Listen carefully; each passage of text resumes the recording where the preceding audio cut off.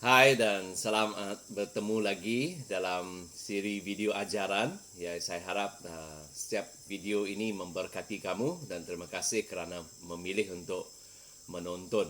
Tolong tontonlah sampai habis supaya manfaat yang saya cuba sampaikan akan kamu terima. Okey, saya sedang berusaha menjawab satu soalan iaitu bagaimana menyediakan diri. Bagaimana menyiapkan diri untuk masa depan yang penuh kejahatan, kesukaran dan cabaran. Kerana hakikatnya itulah masa depan yang menanti kita semua. Ya, jangan fikir masa depan kita hanya semua bunga ros, sebab setiap bunga ros dipegang oleh dahan yang penuh dengan duri, dan itulah yang kita akan alami, duri dan bunga sekali. Jadi bagaimana untuk menyediakan diri supaya kita tidak tumbang, kita tidak tewas, kita tetap berdiri walaupun kesukaran, kejahatan, cabaran datang mengetuk di pintu hidup kita.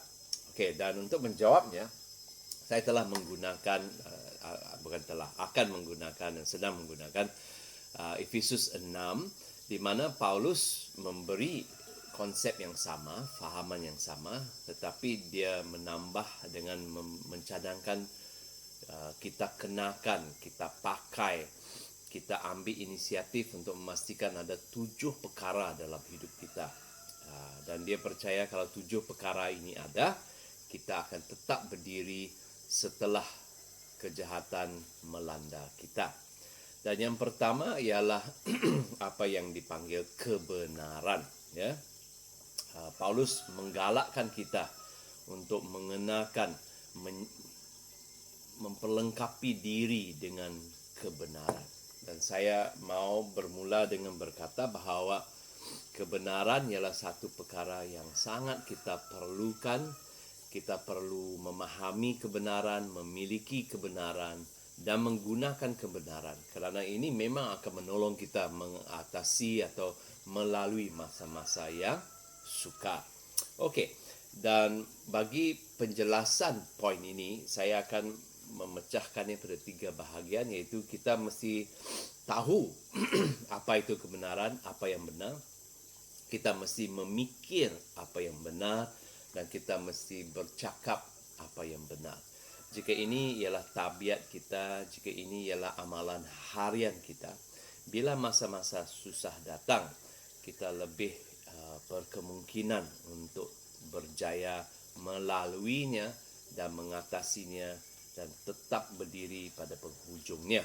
Okey, so apa itu kebenaran? Bagaimana untuk mengetahui apa itu kebenaran? Dan saya mau cadangkan 3 perkara. Yang pertama, kita mesti tahu ajaran-ajaran Yesus. Kedua, kita mesti bekerjasama dengan Roh Kudus. Dan yang ketiga, kita mesti tahu hukum-hukum Allah, perintah-perintah Allah. Bila kita ada 3 perkara ini, lebih senang untuk kita menapis apa-apa maklumat untuk memastikan sama ada ia benar atau tidak, ya. Dalam Yohanes 8 Yohanes 8 ayat 32, Yesus atau saya bermula dengan ayat 31, Yesus berkata begini. Yesus berkata kepada orang Yahudi yang percaya kepadanya, "Kalau kamu mengikut ajaranku, kamu ialah muridku yang sejati, maka kamu akan mengenal kebenaran." Jadi Yesus mengaitkan kedua ini. Kalau kamu mengikut ajaran dia, kamu akan mengenal kebenaran. Oleh itu saya galakkan kamu sebagai orang Kristen untuk menjadi pakar ajaran-ajaran Yesus, dan bukan hanya pakar ajaran-ajaran Yesus, tetapi pengikut tegar ajaran-ajaran Yesus. Ya, ini sangat penting saya tekankan, ialah ajaran-ajaran Yesus, bukan ajaran-ajaran gereja, bukan ajaran-ajaran saya atau pastor-pastor lain, tetapi ajaran-ajaran Yesus secara khususnya dalam 4 Injil yang ada dalam Alkitab. Juga untuk mengenal kebenaran, untuk mengetahui apa yang benar, apa yang tidak, dalam Yohanes 16. Okey, mari kita ke sana. Yohanes 16 ayat 13 berbunyi begini. Yohanes 16 ayat 13. Tetapi apabila Dia, yaitu Roh kebenaran datang, Dia akan membimbing kamu ke arah segala kebenaran. Jadi di sini Yesus sedang bercakap tentang Roh Kudus dan janji yang Dia akan berikan Roh Kudus kepada kita semua. Dan saya percaya kalau kamu orang yang sudah mengikut Yesus, percaya pada Yesus, kamu sudah menerima hadiah istimewa ini daripada Tuhan dan Roh Kudus tinggal di dalam kamu. Dan kata Yesus, Roh Kudus akan membimbing kamu, ya, akan membimbing kamu ke arah segala kebenaran. Jadi belajar untuk bekerjasama dengan Roh Kudus, belajar dengar suara Roh Kudus, dan ini akan membantu kamu untuk selalu ke arah kebenaran. Ketiga, dalam Yohanes 17. Ya, Yohanes 17 ayat 17. Yesus berkata kepada Bapa Dia di surga, "Sucikanlah mereka dengan kebenaran-Mu. Firman-Mu adalah kebenaran." Jadi bagi orang Kristen, firman Tuhan ialah kebenaran. Kenal firman Tuhan, fahami firman Tuhan, jadi pakar dalam firman Tuhan. Sebab sekaligus kamu akan menjadi orang yang kenal kebenaran.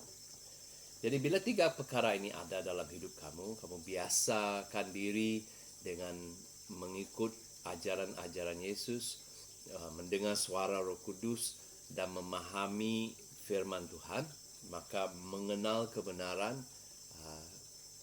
lebih senanglah. Kedua, untuk menghadapi masa depan yang susah, kita juga mesti berfikir yang benar.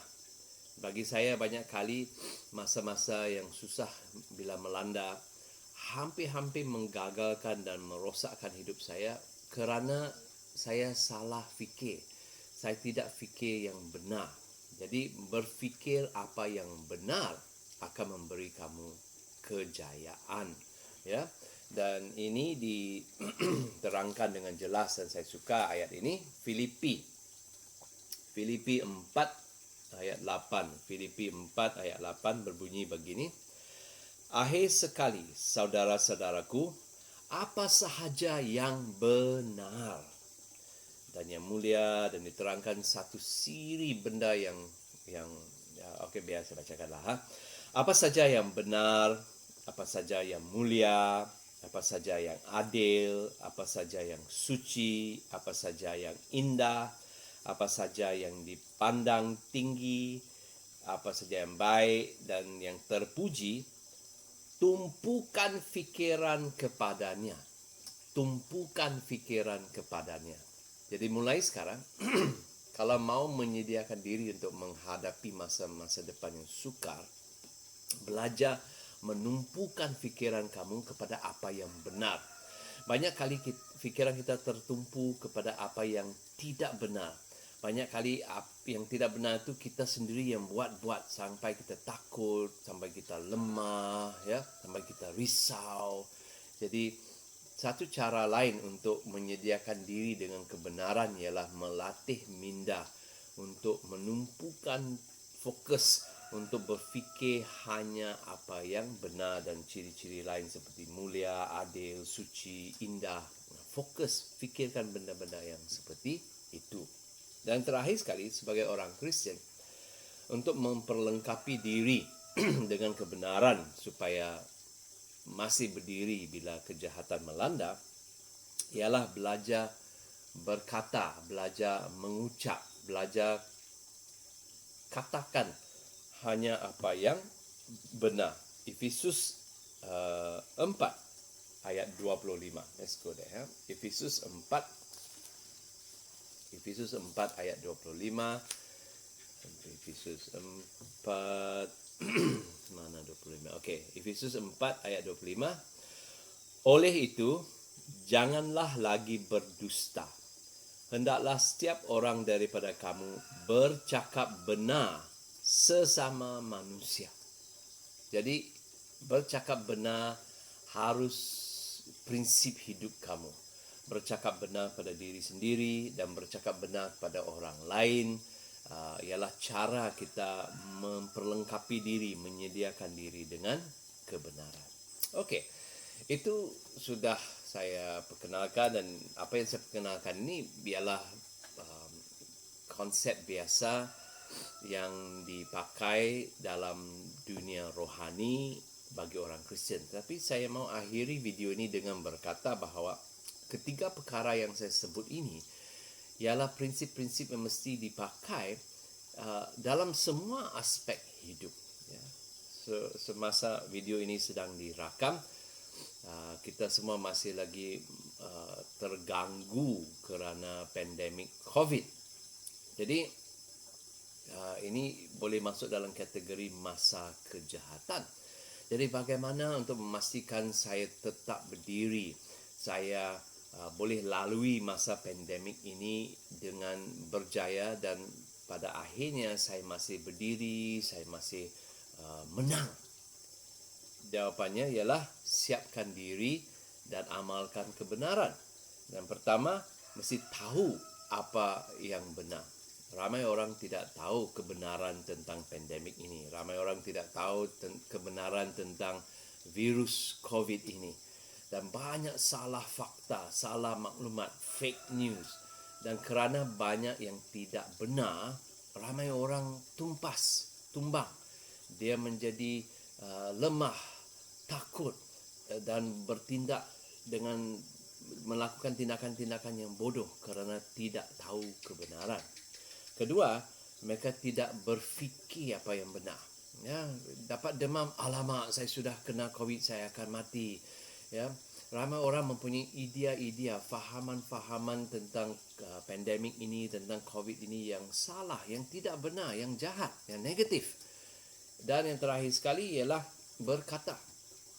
Berkata maksudnya kamu luahkan perkataan, bukan hanya bercakap, tetapi bila tulis message dalam Facebook atau WhatsApp kawan tentang pandemik ini, tentang virus ini, apakah semuanya benar atau banyak juga yang palsu dan yang tidak baik, ya.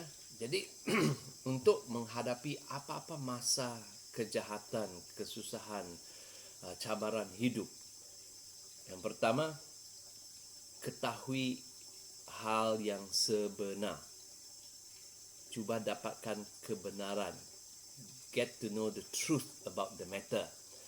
Kedua ialah pastikan apa yang kamu fikir dan percaya tentang masalah itu, kejahatan itu, cabaran itu benar, betul, tepat. Dan fokus dan fikirkan apa yang betul dan benar sahaja. Dan yang ketiga, jaga cakap kamu. Bila kamu mengakui sesuatu, bila kamu mengisytiharkan sesuatu, bila kamu kongsikan sesuatu, adakah apa yang kamu cakap itu betul? Adakah apa yang kamu cakap itu benar? Atau hanya pendapat kamu? Atau fake news yang kamu menggosipkan kepada orang lain? Ya. Bila kita lakukan tiga perkara ini, kita sedang mengamalkan kebenaran. Dan sesiapapun yang mengamalkan kebenaran dalam hidup dia, boleh melalui masa-masa kejahatan dan pada penghujungnya tetap masih berdiri tegak.